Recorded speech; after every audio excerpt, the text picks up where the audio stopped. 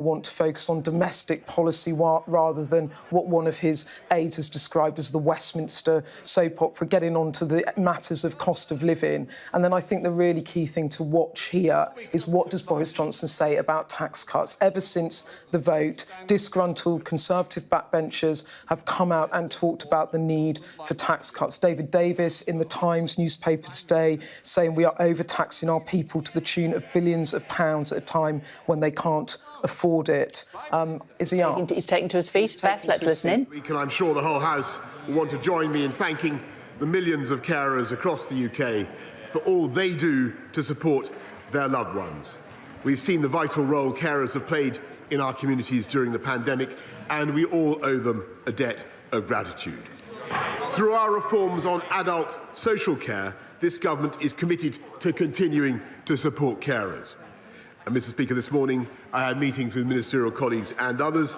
In addition to my duties in this House, I shall have further such meetings later today. Dame Angela Riedel. Thank you very much, Mr. Speaker. May I associate myself with the Prime Minister's remarks about the importance of carers in our country.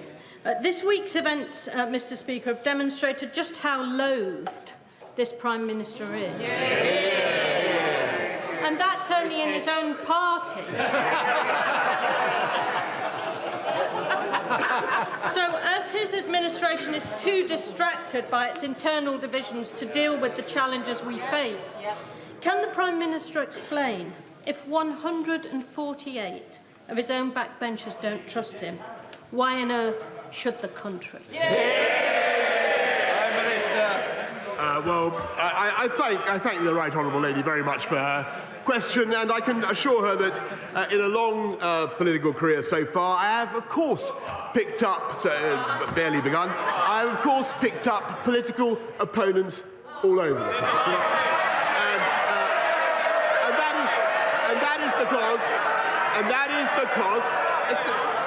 And that is because this government has done some very big and very remarkable things which they did not necessarily approve of. And what I want her to know is that absolutely nothing and no one, least of all her, is going to stop us with getting on for delivering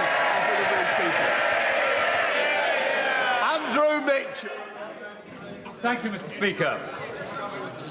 The whole House will unite behind the Prime Minister on his determination to hold Ukrainian war criminals to account.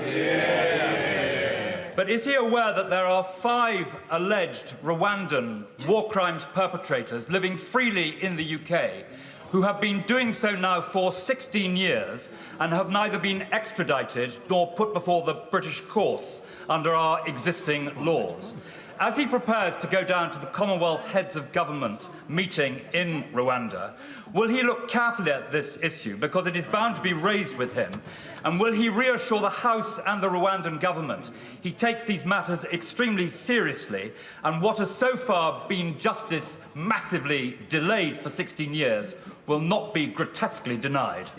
Prime Minister. I thank my right honourable friend for his question, and he raises an issue on which the UK has campaigned for a long time, and no country is more committed than we are to bringing war criminals to justice. I know that my right honourable friend, the Deputy Prime Minister, has raised the subject recently with the International Criminal Court. However, as he knows, and I will certainly, of course, study the case and take it up as appropriately, it is the subject of an ongoing investigation. It would not be appropriate for me to comment on it further.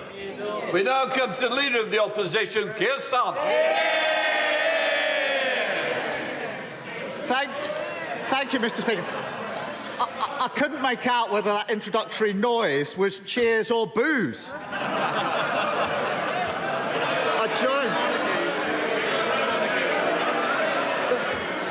The trouble is, I don't know whether it's directed at me or him.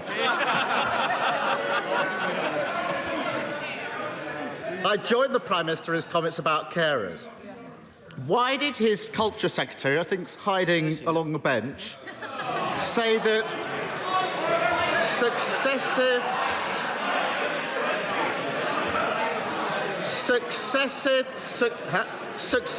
Conservative governments left our health service wanting and inadequate when the pandemic hit. Mr. Speaker, everybody knows that when the pandemic hit, it was an entirely novel virus for which the whole world was unprepared. And nobody at that stage, nobody knew how to test for it. Nobody knew what the right quarantine rules should be, Mr. Speaker. But as it happened, the UK government and our amazing NHS produced, not only approved the first vaccine anywhere in the world. We were the first to get it into anybody's arms, Mr. Speaker. And we had the fastest rollout anywhere in Europe, none of which would have been possible if we'd listened to him. I think the Prime Minister just agreed with the Culture Secretary. Perhaps she said it. They didn't deny it. Perhaps she said it because it's true. Yeah, exactly. It starts with GPs. People were unhappy with the service they were getting before the pandemic. Not enough GPs. Too hard to get an appointment. That's why he promised 6,000 new GPs. But his health secretary admits he won't keep that promise. Despite the hard work of doctors, people can't see a GP in person. They're unhappier than ever with GP services. If GP provision was wanting and inadequate before the pandemic, what is it now? Prime Minister. Mr. Speaker, I'm afraid he's simply wrong, because he's wrong about what we're doing. And of course, we've got to clear the COVID backlogs, and everybody understands that. Everybody understands the pressure that the NHS is under. But they are responding magnificently, and I can tell him that thanks to the investments that this government has put in, we now have 4,300 more doctors. We have record numbers. We have record numbers in training, and to the best of my we have 11,800 more nurses this year than last year, Mr. Speaker, and 72,000 in training, and that is because of the investment that we put in, which was opposed by the party opposite. And the only reason we were able to make that investment, Mr. Speaker, is because we have a strong and robust economy, thanks to the decisions we took. Mr. Speaker, of course he talks big, but I've got a letter here to the Prime Minister from the honourable member from Hereford and South Herefordshire. He said, this is you, Prime Minister, under you the government seems to lack a sense of mission. It has a large majority but no long-term plan. Mr. Speaker, the Prime Minister's Big Plan Act is so tired that even once loyal MPs don't believe him. And it's not just waiting for a GP, it's waiting for all NHS treatment. Take cancer. For over a decade, waiting times for cancer care have been going up. His solution was supposed to be diagnostic hubs. The Health Secretary has been on a victory lap this week. But here's the rub, Prime Minister. Since they were opened last year, 135,000 extra people are now waiting for scans and tests. Can he think of a better way to describe soaring cancer waiting lists than wanting and inadequate? Mr. Speaker, it is entirely right after the pandemic that people are now coming forward to get their cancer tests, and we have actively encouraged that, and that is the right thing for people to do. But as a result of the community diagnostic hubs that we are bringing in, 100 of them across the country, Mr. Speaker, we are able to cut the times for cancer diagnosis, help people to get their scans, their tests faster, and above all, we can do that, Mr. Speaker, because we're hiring more radiographers, we're hiring more nurses, we're hiring more professionals in our NHS because of the investments that we made, which, as I say, the party of Bevan tragically opposed. Mr. Speaker, the problem is the cancer waits have been going up for 10 years, and they're even higher now. So blaming the pandemic just won't wash. perhaps the Culture Secretary was talking about the state of NHS buildings. Before the pandemic, the NAO said they were a risk to patients. The government's response, paint jobs and fix-ups, pretending that's the same as building new hospitals. The Treasurer and the Cabinet Office apparently don't think that the refurbs are even going to be delivered. Take University Hospital North Tees. The ceiling is falling in, the roof leaks, and staff have to hose down the pipes to stop them freezing over.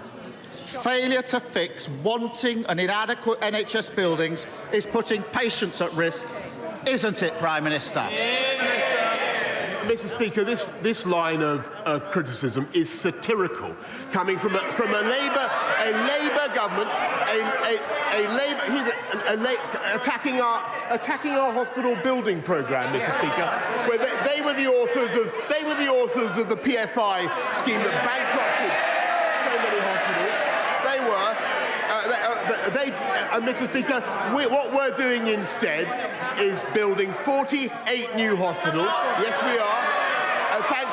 Thanks to the biggest capital investment programme in the history of the NHS. From memory, we put £33 billion as soon as we came in, then another 92 to cope with the pandemic, plus another 39 billion in the health and care levy. They opposed that funding. They opposed the health and care levy. They don't have a leg to stand on. We're building the foundations of our NHS's, our health services' future, and they should support it. Can I just say to both of you, you need to calm down, and there's two over here as well. The four of you could have a very nice cup of tea if you wish. Keir Starmer. Oh dear. Prime Minister. Dear, dear, dear.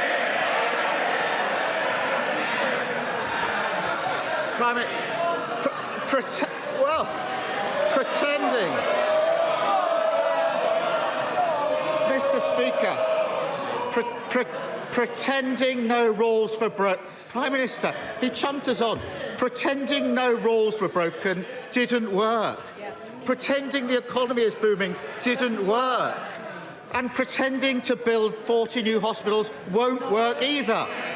They want him to change, but he can't. As always with this Prime Minister, when he's falling short, he just changes the rules and lowers the bar. In March, he proposed changing the NHS contract. He wants to double the length of time patients can be made to wait for surgery, from 1 year to 2 years. On top of that, he scrapped zero tolerance of 12-hour waits at A&E. 24 hours at A&E used to be a TV programme. Now it's his policy. Well, it's Health Week. And he's telling all of them. Order!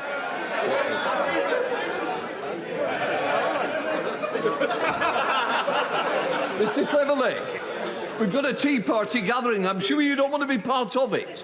I will hear the question. The problem is, so do our constituents. I wonder if I were you, and I think one or two of you might be going early. What I would say is, look, I need to hear the question in the same way I expect to hear the answer. So please, Keir Starmer. Mr. Speaker, I bet they wish they were this organised on Monday. Well, Mr. Speaker, it's Health Week, and he's telling them he's going to turn over a new leaf. So why doesn't he start by scrapping his plans to greenlight wanting and inadequate NHS standards? Prime Minister. Mr. Speaker, look, I've got to tell him, I just think this line of attack is not working, Mr. Speaker. But it's not working. It's not working because they refuse to approve. Once again, I think the two of you need to calm down. So please, we don't want to see an empty front bench, Prime Minister. We've not only raised the standards in the NHS, we're not only reducing waiting times for those who've had to wait the longest, Mr. Speaker, but what we're doing more fundamentally is doing what the people of this country can see is simple common sense, and that is using our economic strength to invest in doctors and nurses and get people on the wards, get people giving people their scans and their screens and their tests in a more timely manner and taking our NHS forward. We are on target, Mr. Speaker, thanks to this government, to recruit 50,000 more nurses. Thanks to the investments, I've just got to repeat this because he doesn't seem to have heard it so far, thanks to the investments that party opposed. Perhaps he can now explain why they opposed them. Mr. Speaker, raising taxes because you failed to grow the economy isn't a plan for the NHS, and everyone sitting behind him knows it. Members of his cabinet admit that Conservatives left our health system wanting and inadequate when the pandemic hit. He's been in power for 3 years, and things are getting worse, not better. Fewer GPs, more waits for cancer tests, buildings still crumbling, and he's changing the rules to cover up his failure. And there is a real human pain as a result. Today I spoke to Hamza Semakula. Hamza is 20 and he plays semi-professional football for Hendon. He tore his ACL earlier this year. Because of the 2-year wait for surgery, he had to crowdfund for a private operation. I also spoke to Akshay Patel. Last year, his mother woke up unable to breathe.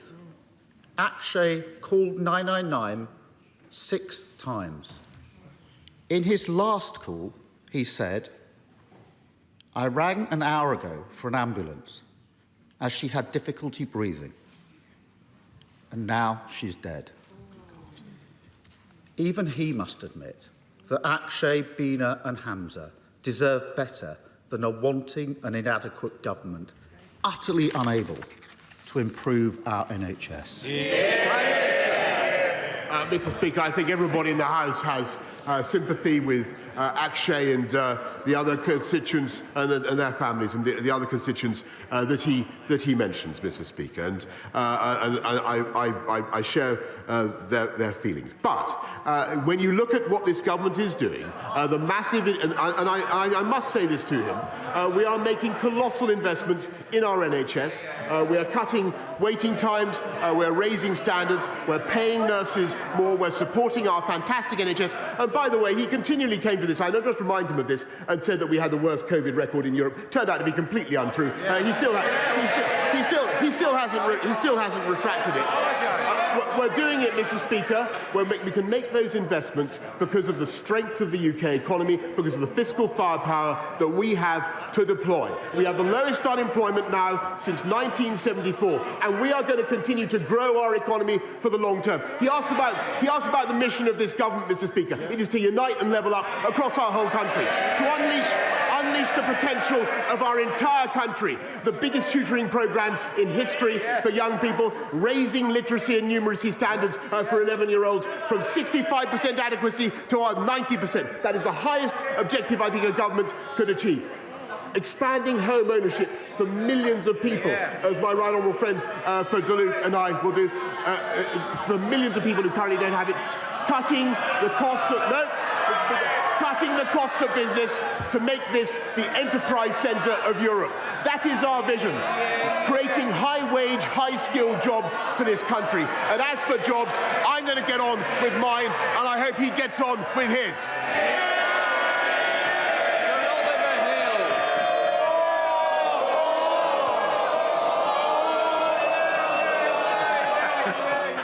But I didn't know you were so popular. Come on. We love all of us. Changing the subject completely, in North East Hertfordshire, we're very concerned about sewage overflows into our precious chalk streams. And this is damaging to the flora and fauna and also restricts the use of these precious streams for leisure. The Environment Bill included some important measures last year, and I welcome the fact that the government has consulted on its reduction plan for storm overflows, but when would we expect to see some meaningful improvements and some real reductions in the amount of sewage going into our rivers? Minister. Yeah, well, I thank you very much, and I share his concern. I can tell him our sewage plans is the biggest investment on this by any government. We made it clear that the water companies must do more, Mr. Speaker, and actually we already are seeing improvements, but the regulator is ensuring that the water companies do more to deliver on their obligations. We will not hesitate to take further action as needed. We now come to the leader of the SNP, Ian Blackford. Thank you, Mr. Speaker. Can I associate myself with the remarks of the Prime Minister and the Leader of the Opposition in supporting our carers? Mr. Speaker, week after week, I've called on this Prime Minister to resign. I've been met with a wall of noise from the Tory benches. I thought they were trying to shout me down, but all this time...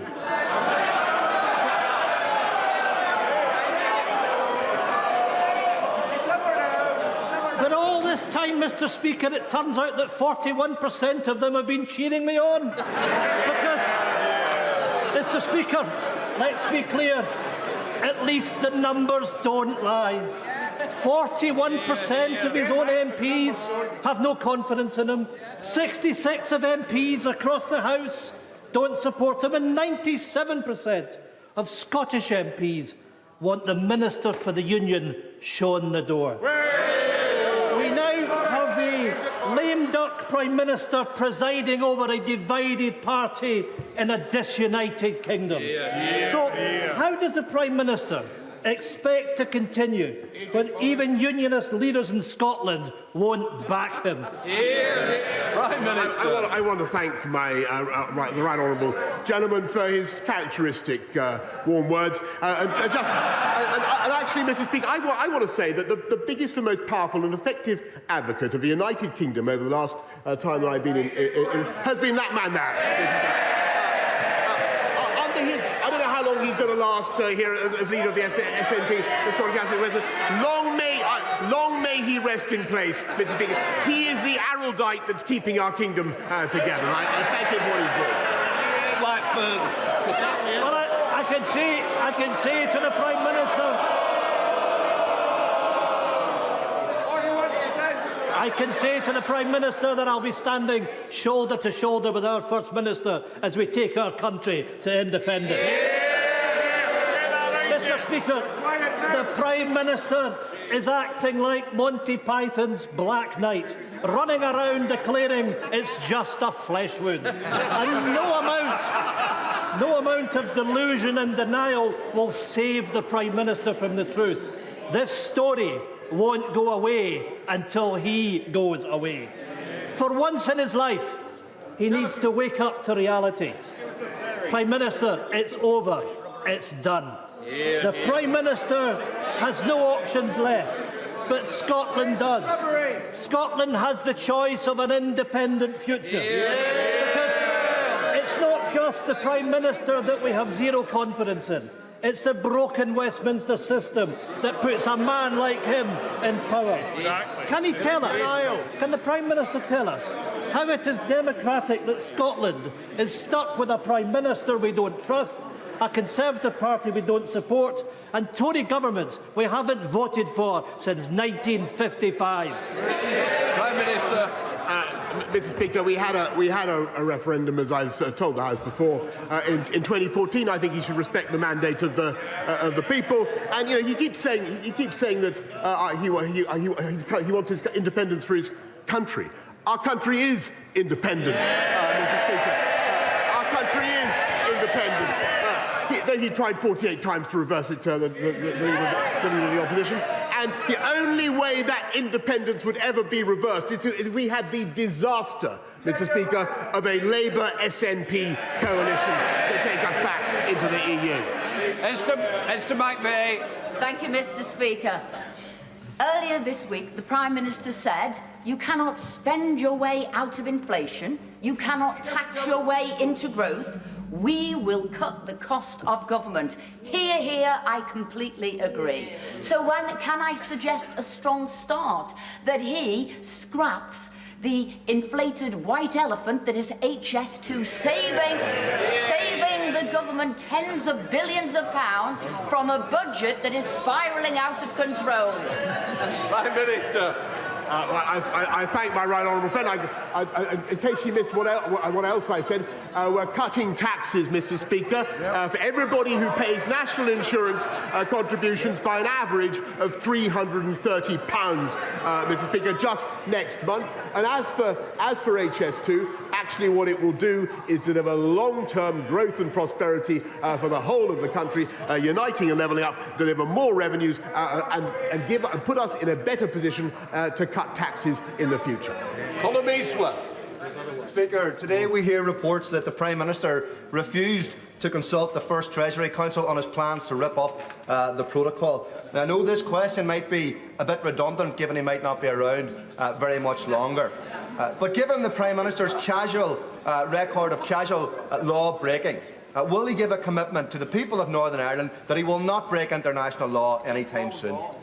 Prime Minister.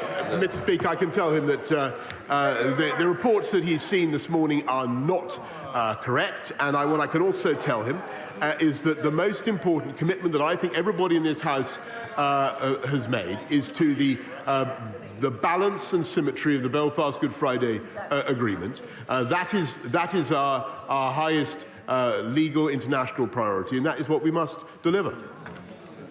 Dr. James Davis. Thank you, Mr. Speaker. The North Wales Mainline Railway has seen little investment for over a century. In practice, this means that jobs at Manchester Airport are poorly accessible to many of my constituents with a 2-hour commute, whereas a similar journey in the southeast of the country would be just 45 minutes. So will my right honourable friend ensure that the North Wales line features within the updated rail network enhancements pipeline at the decision to develop stage? Yes. I thank my honourable friend. Listen, I'm a great enthusiast, Mr. Speaker, for this project. We are looking at it, and I can tell him that the Network Rail has received funding to carry out feasibility work on improving North Wales mainline journey times, and travellers in North Wales could have no more effective advocate than my honourable friend. Kim Ledbeach. Thank you, Mr. Speaker. Despite the Prime Minister's promises of new hospitals and more doctors and nurses, the Bronte Birth Centre at my local hospital in Batley and Spen is temporarily shut and is at risk of permanent closure due to staff shortages and lack of resources. The reality on the ground is that after 12 years of Conservative mismanagement, the NHS is broken. So can the Prime Minister explain to expectant parents in my constituency why, despite his promises, they are now forced to travel miles to give birth, and why his government voted against an effective long-term workforce plan for the NHS, proposed by his right honourable friend, the member for South West Surrey? Prime Minister. I thank her very much, and I will certainly look into what's the centre that she mentions in Batley and Spen. What I can tell her, though, is that across the country we are investing massively in staff, in premises, in technology, in diagnostic centres, and I'm afraid for the party opposite to carp and to criticise is frankly absurd, because they voted against the health and care levy that is putting billions into our NHS, and they need to sort out their position. Either they support it or they don't. Hold on. Thank you, Mr. Speaker. Would my right honourable friend join me in complimenting Bradford on becoming the City of Culture in 2025? Could he also praise the team from Durham, who gave a fantastic representation of what County Durham had to offer? Bradford must really be extraordinary to have beaten us. In 2025, Durham will also celebrate the bicentennial of the Stockton to Darlington Passenger Railway, which will of course distract people from Bradford. I believe that my right honourable friend is the best person to lead on delivering levelling up for the North East. And to that end, can he encourage progress on the Furry Hill Station development, reinvigorate the Leamside line, and help deliver a great county deal for County Durham? I thank my honourable friend, and he and I have campaigned on it. I've been following his campaign on this for a long time, Mr. Speaker. I'm told that the Department of Transport is currently reviewing the business case for exactly what he has just requested. We're putting the funding in, Mr. Speaker, unlike anything the party opposite ever could have delivered. Richard Thompson.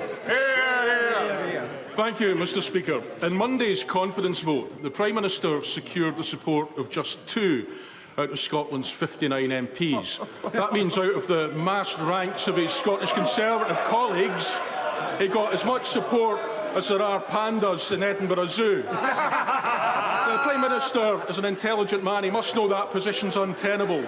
And if he's not going to do the decent thing and resign as the Prime Minister, surely it's past time he wrote a letter of resignation to himself to stand down as the Minister for the Union. Prime Minister.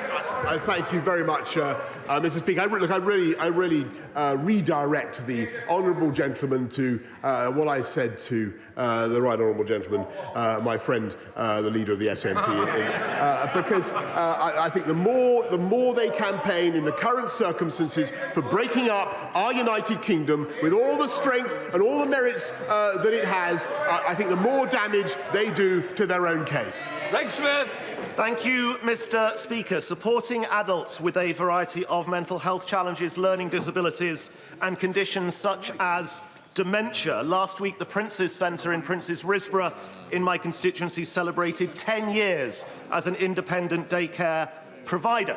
From my recent visit, it is quite clear what a happy, welcoming and supportive atmosphere has been created for all service users. So will my right honourable friend, the Prime Minister, join me in thanking and congratulating the manager, Kim Challoner, her whole team of staff, volunteers and trustees for delivering this first-class service? And as Chequers is but a hop, skip and a jump from Prince's Risborough, will he deliver those congratulations in person? Prime Minister. Well, I thank my honourable friend, who's amongst his many other distinctions, I think my MP. I also join him in thanking the entire team at the Prince's Centre for everything that they do, and I will certainly keep his kind invitation in mind.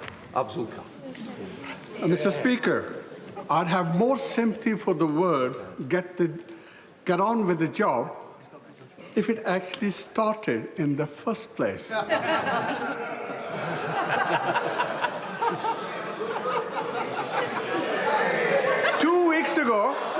2 weeks ago, the Prime Minister told the House, to the best of my knowledge, everybody is getting their passport within 4 to 6 weeks. However, the Passport Office is currently quoting a 10-week service time, with many of my constituents waiting well over that period. Cancelled summer trips could cost families over £1 billion. Does the Prime Minister accept that the Passport Office backlog is placing additional pressure on families already struggling with the cost of living crisis? Actually, Mr Speaker, what we're doing is 91% are getting their passport within 6 weeks, I can tell him, Mr Speaker.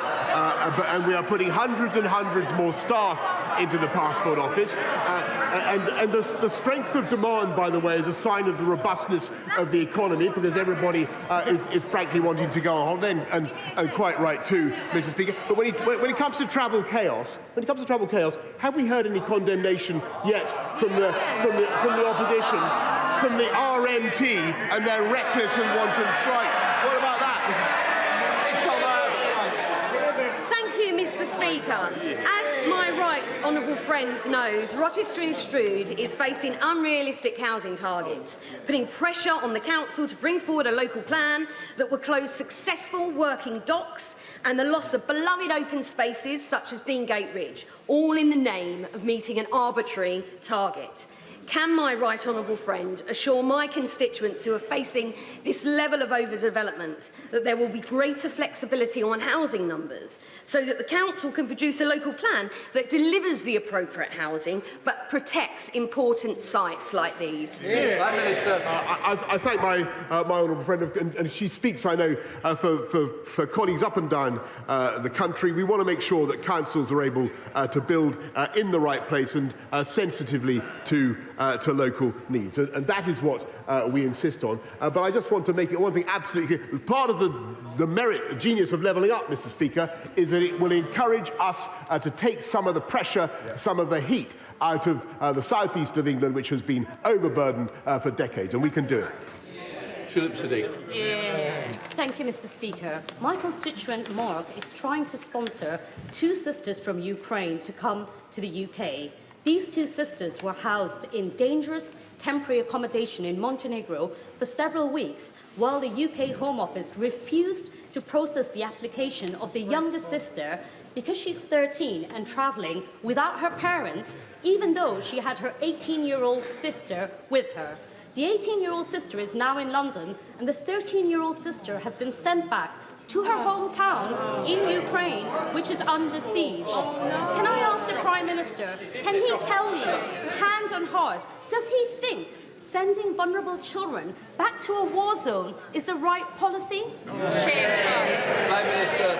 Well, Mr. Speaker, of course I understand her indignation about the case that she mentions, and I know that my right honourable friend, the Home Secretary, will be looking into it. But I have to say, I do think the record of this country in processing so far, I think well over 120,000 visas for Ukrainians is very creditable. I thank all the staff who've been involved in that effort.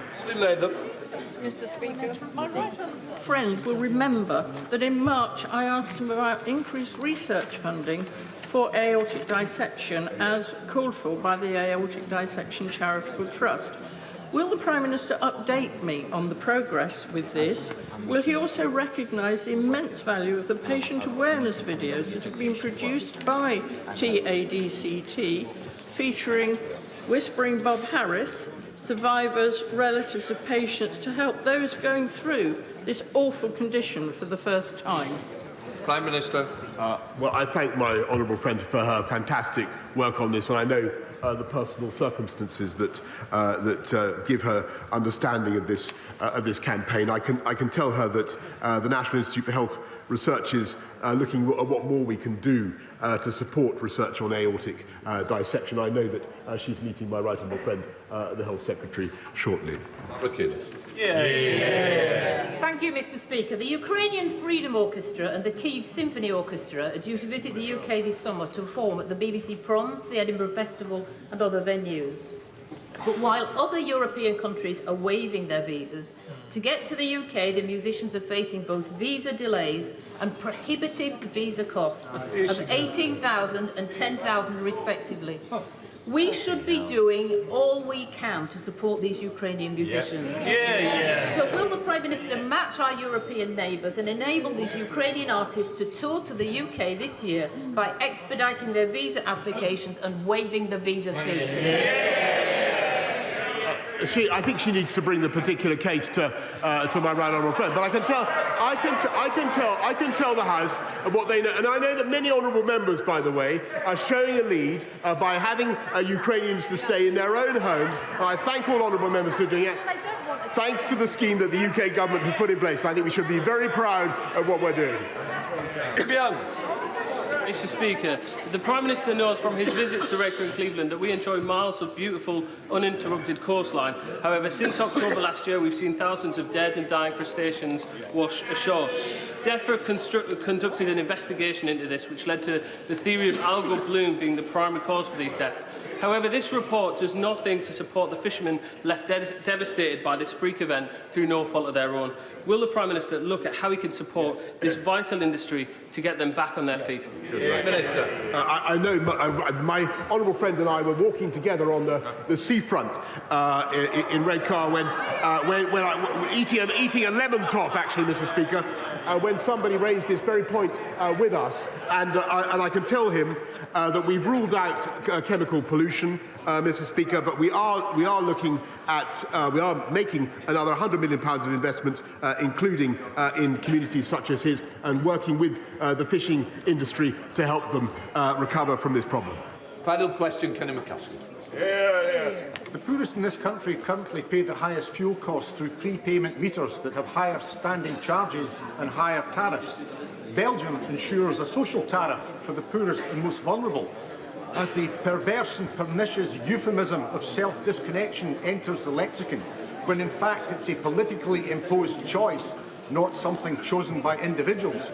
Is it not time that we provided a social tariff and ended the injustice of prepayment meters? Prime Minister.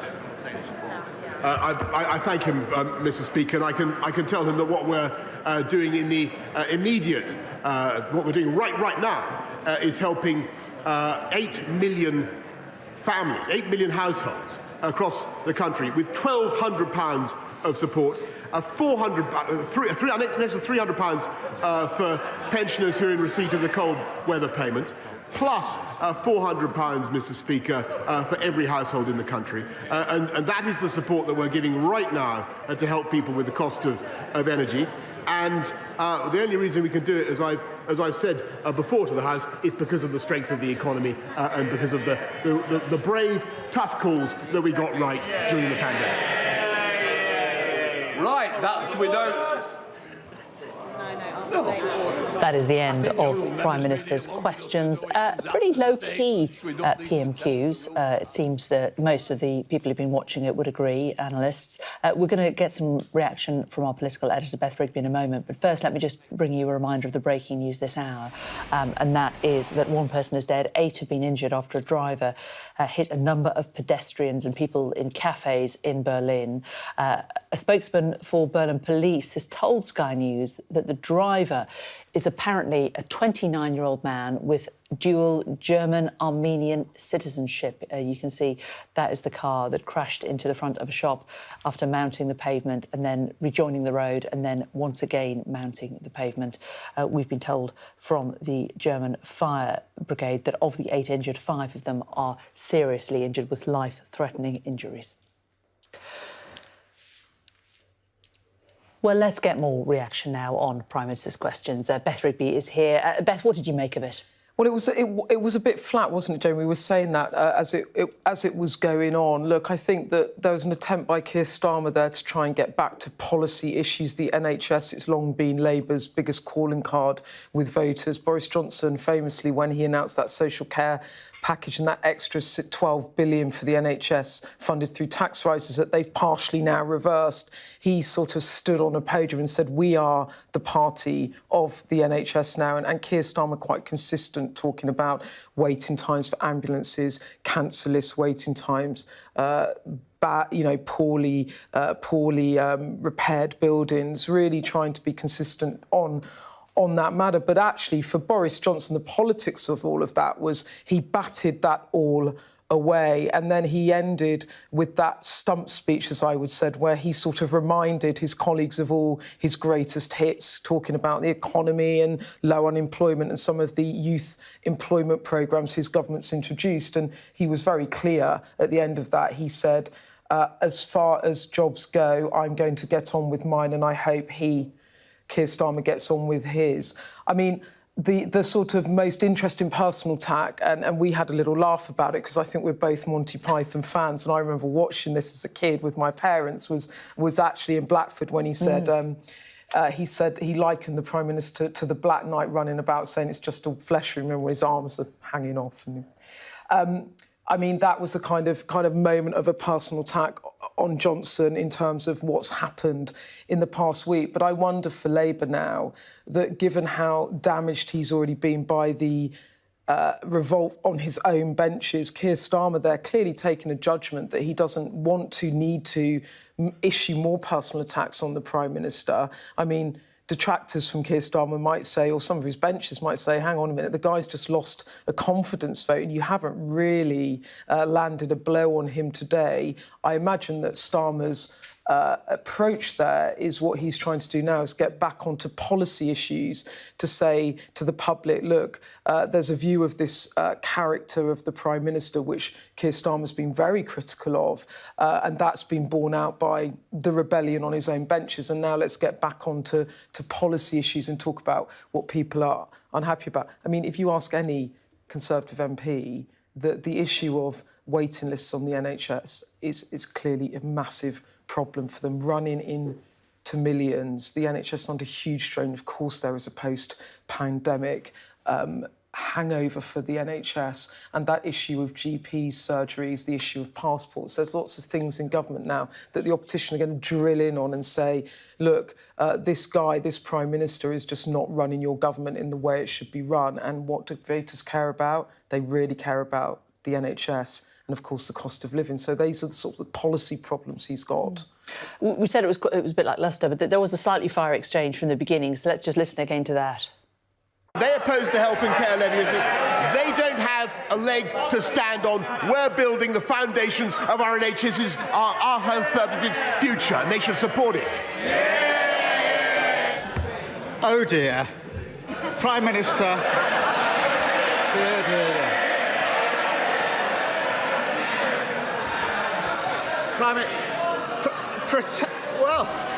Pretending.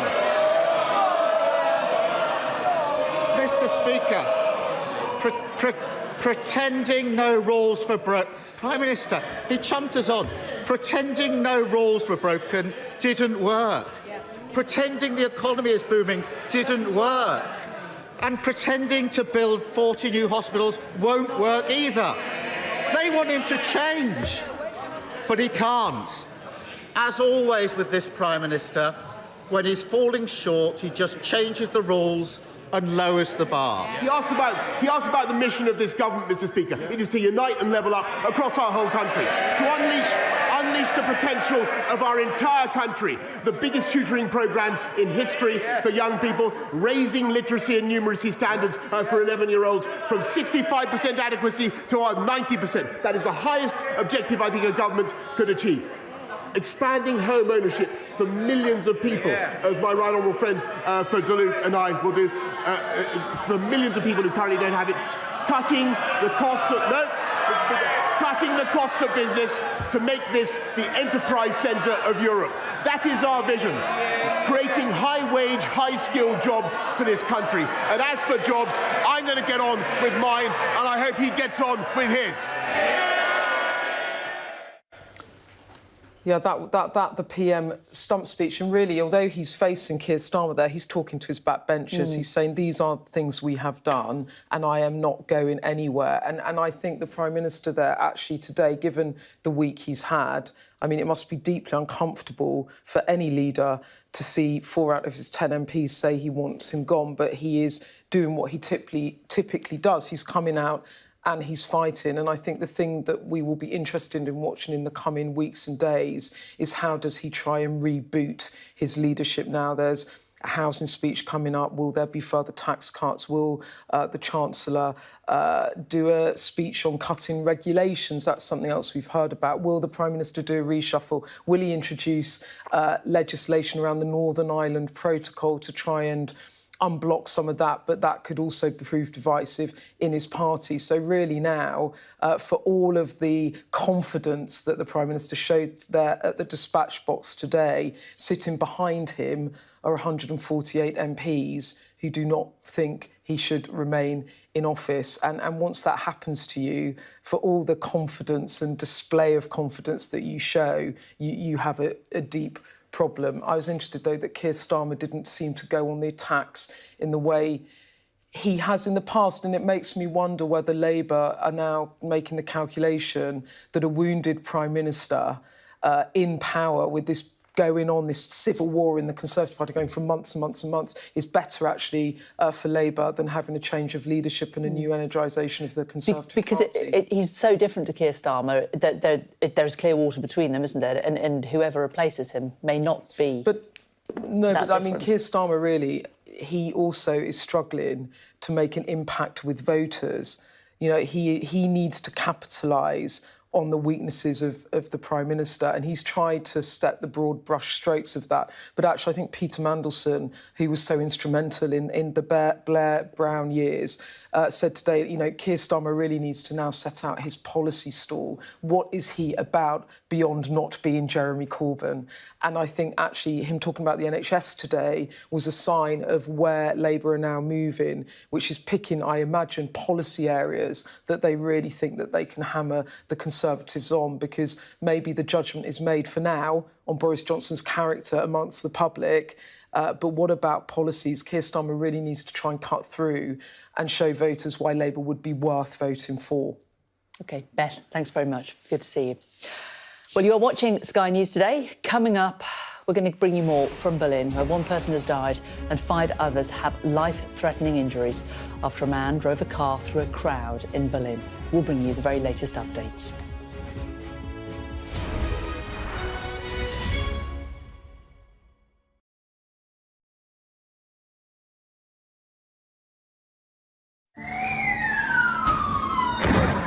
They've pushed the protesters further back here.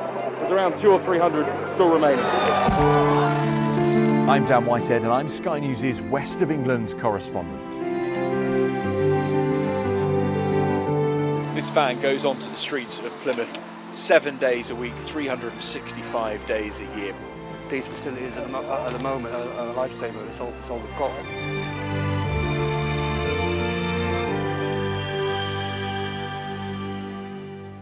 From fishing communities to bustling cities, we spend every day reporting from across the region, hearing from people who have real stories. I'll have nowhere to live for about 3 or 4 months. There are still people inside the properties here. They're coming from the epicentre of what is now a global health pandemic. We were seeing and speaking to young women who were selling themselves right on the high street. It was desperately sad, and the fact it was happening right in the heart of this community. Before Brexit, these oysters were being exported to the EU, but the trade stopped overnight. What's your feeling about the future then? Bleak. Might all be finished, I don't know.